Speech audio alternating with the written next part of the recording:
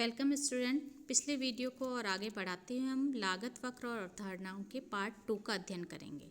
पिछले वीडियो में हमने लागत की मूलभूत अवधारणाओं और अल्पकालीन कुल लागत का अध्ययन किया था, जिसके अंतर्गत हमने कुल स्थिर लागत, कुल परिवर्तनशील लागत और को वक्र के माध्यम से देखा था और सीमांत लागत के कंसेप्ट की चर्चा की थी। इस वीडियो में हम इन सबको एक संख्यात्मक उदाहरण के द्वारा देखेंगे।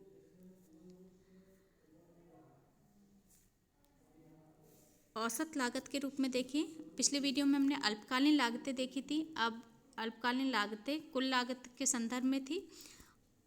इस वीडियो में हम औसत लागत का अध्ययन करेंगे। औसत लागत, एवरेज कॉस्ट, जिसे हम एसी या एटीसी भी औसत कुल लागत भी कहते हैं। औसत लागत का अर्थ है कुल लागत में वस्तु की इकाइयों का भाग देने से औसत लागत निकाली जा सकती है। इसे अल्पकालीन कुल लागत भी कह सकते हैं। और ये औसत लागत की जो आकृति होती है सामान्यतः यू आकृति की होती है। कर्व के रूप में इसको हम देखेंगे कि ये कर्व है वो यू आकृति का होता है। यू आकृति का अर्थ है कि पहले औसत लागत गिरती जाती है, वर्तमान प्रतिफल के कारण लाभ मिलते जाते हैं, कॉस्ट कम होती जाती है तो औसत लागत गिरती जाती है, फिर न्यूनतम स्तर पर आ जाती है। उसके बाद में जैसे लॉस होने लगता है, औसत लागत है वो बढ़ती जाती है। तो इसकी आकृति यू आकृति की, अंग्रेजी के यू अक्षर की आकृति की होती है, इसलिए कहा जाता है औसत लागत वक्र है वो यू आकार का होता है। फॉर्मूले के रूप में हम इसको देख सकते हैं, ए सी बराबर टी सी अपॉन क्यू, कुल लागत बटे उत्पादन की इकाइयाँ। अथवा दूसरे अर्थ में हम इसको देख सकते हैं, इसी फॉर्मूले को औसत लागत बराबर औसत स्थिर लागत और औसत परिवर्तनशील लागत। औसत स्थिर लागत, जिसको हम शॉर्ट में कह सकते हैं AFC, और औसत परिवर्तनशील लागत आपकी ABC। तो AC का फॉर्मूला हम दोनों तरीक़ों से प्राप्त कर सकते हैं कि यदि TC है तो TC अपॉन Q भी कर सकते हैं, या फिर औसत स्थिर लागत, औसत परिवर्तनशील लागत है, उन दोनों का योग भी औसत लागत के रूप में हो सकता है। औसत स्थिर लागत, कुल स्थिर लागत में वस्तु की इकाइयों का भाग देने पर औसत स्थिर लागत प्राप्त होती है। निरंतर घटती हुई होती है, क्योंकि उत्पत्ति की मात्रा बढ़ते जाने पर यह अधिक इकाइयों पर फैला दी जाती है, लेकिन यह कभी भी शून्य नहीं हो सकती है। AFC वक्र है, उसकी आकृति हमारे अन्य वक्रों से अलग होती है।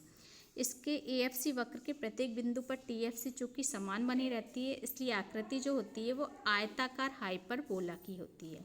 आयताकार हाइपरबोला आगे हम एक चित्र में सबको एक साथ देखेंगे, पर यहाँ समझने के लिए आप समझ सकते हैं कि इसकी आकृति इस तरीके का कर्व होता है कि दोनों अक्षों की तरफ झुका हुआ होता है, लेकिन किसी से मिलता नहीं है। यानी ये कभी भी शून्य नहीं हो सकता। शून्य क्यों नहीं होगा? क्योंकि कुछ ना कुछ उत्पादन अवश्य होता रहता है। AFC है तो स्थिर लागत अवश्य होगी, इसलिए जो AFC वक्र है वो कभी भी शून्य नहीं होता है। इसके प्रत्येक बिंदु पर जो TFC है वो समान रहती है कि x और y अक्ष में करेंगे तो ये जो एरिया है ये इसका समान रहता है, इसलिए इसकी आकृति आयताकार हाइपरबोला की होती है। बाकी सभी जो कर्व हैं, औसत कर्व जो हैं या सीमांत लागत कर्व जो है, उनकी आकृति यू आकार की होती है। फॉर्मूले के रूप में इसको हम देखें तो AFC बराबर होता है TFC अपॉन Q। औसत है तो औसत निकालने के लिए हम कुल में उत्पादन की इकाइयों का भाग दे देंगे तो TFC अपॉन Q हो जाएगा AFC। फिर है औसत परिवर्तनशील लागत, एवरेज वेरिएबल कॉस्ट। कुल परिवर्तनशील लागत में वस्तु की इकाइयों का भाग देने पर औसत परिवर्तनशील लागत प्राप्त होती है। यह प्राय शुरू में घटती है और बाद में बढ़ती है, तो यह भी यू आकृति की होती है। ABC भी आपकी यू आकृति की होती है। प्रारंभ में घटती है वर्तमान प्रतिफल के कारण, कॉस्ट है वो कम होती जाती है, न्यूनतम होती है, उसके बाद में अधिकतम हो जाती है। तो ABC का फॉर्मूला है आपका TBC upon Q। Total variable cost में जब उत्पादन की इकाइयों का भाग देंगे तो हमें एवरेज वेरिएबल कॉस्ट है वो प्राप्त हो जाएगा। संख्यात्मक उदाहरण के द्वारा इन कंसेप्ट को हम देख सकते हैं कि आपकी टेबल या फॉर्म है उसके रूप में हम इसको समझ सकते हैं। एक टेबल लिए, संख्यात्मक उदाहरण में इधर हमने फॉर्मूले लिख रखे हैं। STC is equal to TFC plus TVC, पिछले वीडियो में जिसका हमने अध्ययन किया था। SSC बराबर AFC प्लस ABC। इस वीडियो में जो हमने देखा, अल्पकालीन औसत लागत क्या होती है? अल्पकालीन स्थिर लागत और अल्पकालीन परिवर्तनशील लागत का योग होती है। और SMC होगा change in TVC upon change in Q। तो ये आपकी सीमांत लागत होती है। तो ये फॉर्मूले के रूप में हम ये टेबल के रूप में हम इसका अध्ययन करें तो उत्पादन की प्रति इकाई दे रखी है आपकी, स्थिर लागत है TFC जो आपकी 100 दे रखी है, फिक्स है आपकी लागत। TVC है, TVC की वैल्यू है आपकी TVC की वैल्यू आपकी ये दे रखी है। TVC की वैल्यू बढ़ती जाएगी, ये आपको याद रखना पड़ेगा TFC वाला टर्म। बाकी टर्म में आप इस फॉर्मूले से निकाल सकते हैं। तो TFC फिक्स वैल्यू है, TFC की टेबल जो संख्या है उनको आपको ध्यान में रखना पड़ेगा। बाकी टेबल है वो फॉर्मूले के रूप से निकाली जा सकती है। सबसे पहले हम आते हैं STC पर, कुल लागत पर। STC होता है TFC प्लस TVC का योग होती है।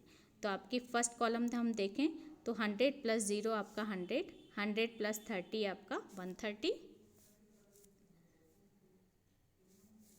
100 + 50 आपका 150, 100 + 65 165, 177, 197 आपका 232, 282, 347, 432 देन 542। तो STC टेबल हम निकाल सकते हैं TFC प्लस TVC दोनों लागतों का योग करके हम कुल लागत निकाल सकते हैं। SMC होता है change in TVC upon change in Q। Change in Q तो आपकी एक एक इकाइयों का परिवर्तन हो रहा है, तो TVC में जो परिवर्तन होगा वही आपका SMC हो जाएगा। Change in TVC upon change in Q, change in Q 1 है तो जो TVC में परिवर्तन है वो वैल्यू को ही हम SMC में देख सकते हैं। जैसे change in SMC 0 first value में आपका डैश लगा देंगे, उससे पहले कोई बिंदु नहीं है।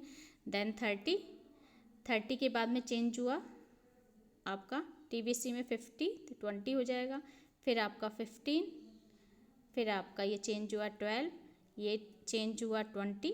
तो इस तरीके से जो वैल्यू चेंज होती जाएगी TVC में दो वैल्यू में, वो आपकी SMC में काउंट होती जाएगी। तो SMC है change in TVC upon change in Q। Then next है आपका AFC। AFC की वैल्यू होगी आपकी TFC अपॉन Q।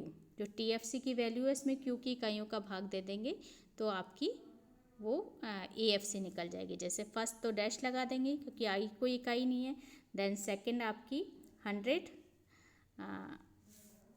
सेकंड आपकी 100 अपॉन 1 100 हो गया, 100 अपॉन 2 आपका 50 हो गया, 100 अपॉन 3 आपका 33, 1/3 हो गया, 100 अपॉन 4 25 हो गया। तो इस तरीके से TFC अपॉन Q मिला करके आपकी AFC की गणना हो जाती है।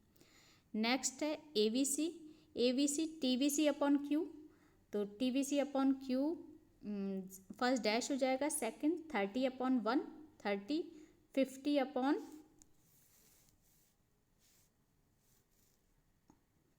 अपॉन 2 आपका 25, देन 65 अपॉन 3 आपका 21 एंड 2/3।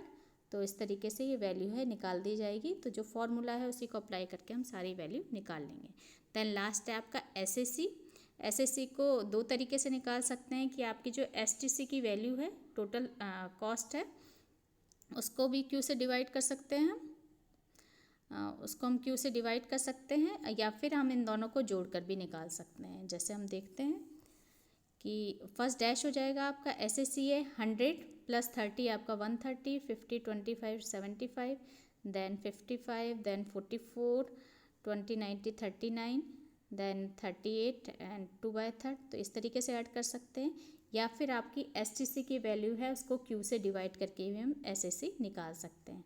130 अपॉन 1 130, 150 अपॉन 2 75, 165 अपॉन 3 आपका 55 हो जाएगा, 177 अपॉन 4 आपका 44 एंड 1.5 हो जाएगा। तो इस तरीके से भी निकाल सकते हैं। तो जैसे भी सुटेबल हो, इजी वे में आपका कनेक्टिंग है 6 7 8, तो दोनों को ऐड करके भी निकाल सकते हैं। तो ये एक टेबल के फॉर्मूले के रूप में हमने सारी जो अवधारणाएं हैं उनको देखा कि उनको सूत्र के माध्यम से हम कैसे निकाल सकते हैं। आगे आने वाले वीडियो में हम लागत वक्र हैं जो हमने पढ़े हैं इनको हम चित्र के माध्यम से, कर्व के माध्यम से देखेंगे, जिसके अंतर्गत हम इनकी आकृतियों का अध्ययन करेंगे। Thank you.